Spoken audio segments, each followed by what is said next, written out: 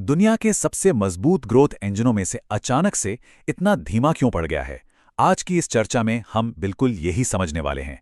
ये सिर्फ शेयर बाजार की कोई आम गिरावट नहीं है। ये एक ऐतिहासिक टेक शिफ्ट है जो इंडियन आईटी इंडस्ट्री की नींव हिला रहा है और शायद आगे चलकर इस सदी के सबसे बड़े रास्ते भी खोलने वाला है। तो चलिए सीधे डेटा पर आते हैं। 25% -25%। निफ्टी आईटी इंडेक्स इस साल अब तक अपनी वैल्यू का 1/4 हिस्सा खो चुका है।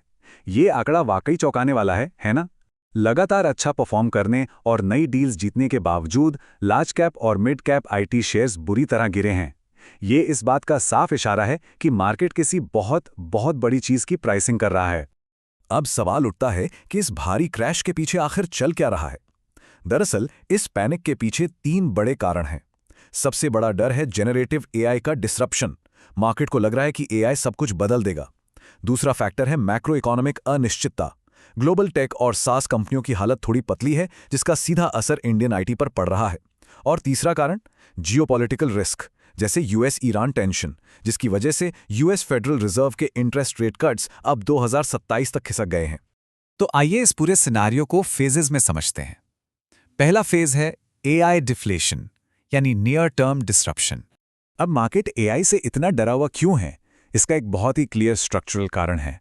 देखिए, दशकों से आईटी सर्विसेज का मॉडल एफर्ट बेस्ड प्राइसिंग पर चलता आया है, यानी जितने घंटे काम उतना बिल। लेकिन अब एआई ऑटोमेशन, कोडिंग और टेस्टिंग को इतना एफिशिएंट बना रहा है कि इंसानी मेहनत की जरूरत ही कम हो गई है। जब एआई की मदद से काम आधे वक्त में हो जाए तो उन बिलेबल आवर्स और मैन पावर रेवेन्यू पर सीधा डंडा पड़ता है। इस डर को थोड़ा और ग्राउंड लेवल पे देखते हैं। किन जॉब्स पर सबसे बड़ा और तुरंत रिस्क है?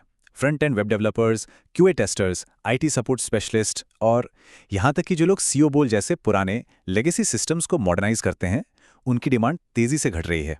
क्यों? क्योंकि एआई ये सब काम कहीं ज्यादा तेजी से और सस्ते में कर सकता है। और अगर इसका सीधा फाइनेंशियल इम्पैक्ट देखें तो नंबर्स कुछ ऐसे दिखते हैं।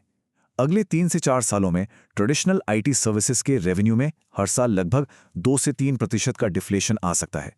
सीधे शब्दों में कहें तो पुरानी सर्विसेज से आने वाला पैसा कम होने लगेगा, और वो भी तब जब नई एआई सर्विसेज से कमाई पूरी तरह शुरू नहीं हुई होगी। इस डिफ्लेशन का ओवरऑल असर कितना बड़ा हो सकता है? फाइनेंशियल ईयर 2026 से 2028 के बीच अगर बेस केस की बात करें तो इंडियन आईटी इंडस्ट्री को लगभग $40 बिलियन का झटका लग सकता है, और वर्स्ट केस सिनारियो में ये नुकसान 80 से 85 बिलियन डॉलर तक जा सकता है। ये सच में एक बहुत बड़ा ट्रांजिशन पीरियड होने वाला है, जहां एफिशिएंसी तो बढ़ेगी लेकिन टोटल रेवेन्यू गिरेगा। लेकिन यहां पर ध्यान देने वाली बात यह है कि हर सिक्के के 2 पहलू होते हैं। एचसीएल टेक के सीईओ सी विजय कुमार ने हाल ही में इशारा किया कि इस 2 से 3% के डिफ्लेशन को उन्होंने पहले ही मॉडल कर लिया है।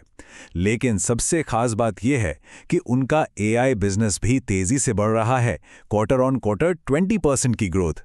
ये इस बात का पक्का सबूत है कि मार्केट में पैनिक जरूर है, पर इंडस्ट्री के दिग्गज एक बहुत बहुत बड़े शिफ्ट की तैयारी में जुट चुके हैं। और यहीं से कहानी में आता है एक बड़ा twist, the implementation partner pivot, यानी रिप्लेसमेंट से पार्टनरशिप तक का सफर। अक्सर ऐसा लगता है कि एआई प्लेटफॉर्म्स पूरी आईटी इंडस्ट्री को खत्म कर देंगे, पर सच्चाई इसके बिल्कुल उलट है। कोई भी बड़ी कंपनी रातों रात एआई डिप्लॉय नहीं करती। ये एक पूरा प्रोसेस होता है। पहले 1-2 साल सिर्फ एक्सपेरिमेंट चलता है, फिर पायलट प्रोग्राम्स आते हैं, उसके बाद आरओआई वैलिडेट होता है और तब जाके पूरे एंटरप्राइज में इसको लागू किया जाता है। इसीलिए एआई के जो सचमुच के बड़े फाइनेंशियल बेनिफिट्स हैं, वो तुरंत नहीं मिलते, उन्हें आने में कुछ साल लगते हैं। और ठीक इसी वजह से चाहे वो ओपन एआई हो या एंथ्रोपिक हो, इन सभी एआई प्लेटफॉर्म्स को इंडियन आईटी पार्टनर्स की सख्त जरूरत है। बड़ी कंपनियों को सिर्फ एआई का एक टूल नहीं चाहिए, उन्हें ऐसे पार्टनर्स चाहिए जो इस एआई को उनके एसएपी और लेगेसी सिस्टम्स के साथ इंटीग्रेट कर सकें, डेटा गवर्नेंस का ध्यान रख सकें और एक कॉम्प्लेक्स बिजनेस एनवायरनमेंट में इसे स्केल कर सकें। बिना इन आईटी सर्विस पार्टनर्स के एंटरप्राइज लेवल पर एआई का चलना लगभग नामुमकिन है। तो जब ये पार्टनरशिप्स बनेंगी तब क्या होगा? इसके बाद शुरू होगा चरण 2, व्यापक विस्तार, यानी लॉन्ग टर्म रिवील। यही वो पॉइंट है जहां आज का डर कल के सबसे बड़े मौके में बदल जाता है। उम्मीद है कि वित्त वर्ष 2028 के आखिर या 2019 तक आईटी सेक्टर में एक जबरदस्त रिकवरी आएगी। आज इंडियन आईटी इंडस्ट्री करीब $280 बिलियन की है। लेकिन जरा सोचिए, 2030 तक एआई की वजह से इस मार्केट में 300 से 400 बिलियन डॉलर का इंक्रीमेंटल एड्रेसेबल मार्केट और जुड़ने वाला है। मतलब पूरी इंडस्ट्री का साइज 2 गुने से भी ज्यादा हो सकता है। ये सिर्फ एक छोटा मोटा अपग्रेड नहीं है, ये पूरी तरह से एक नए युग की शुरुआत है। अब जब भी ऐसी कोई टेक क्रांति आती है तो जॉब्स को लेकर डर लगना लाजमी है। ये सच है कि एआई के आने से लेगेसी रोल्स वाली करीब 92 मिलियन जॉब्स डिस्प्लेस हो सकती हैं। लेकिन इसका दूसरा और ज्यादा बड़ा सच ये है कि यही एआई ट्रांसफॉर्मेशन 170 मिलियन से ज्यादा नई जॉब्स भी क्रिएट करेगा। पुराने स्किल्स जाएंगे और एआई लिंक स्किल्स की एक बहुत बड़ी वेव आएगी। इस सब का इन्वेस्टर्स के लिए क्या मतलब है? चलिए देखते हैं। वैल्यूएशन रीसेट और पिक्स यानी करंट इन्वेस्टमेंट डिस्कनेक्ट। मार्केट के इस घबराहट ने एक्चुअली एक कमाल का डिस्काउंट क्रिएट कर दिया है। करंट शेयर प्राइसेस और लॉन्ग टर्म अपॉर्चुनिटीज के बीच एक बहुत बड़ा गैप आ गया है।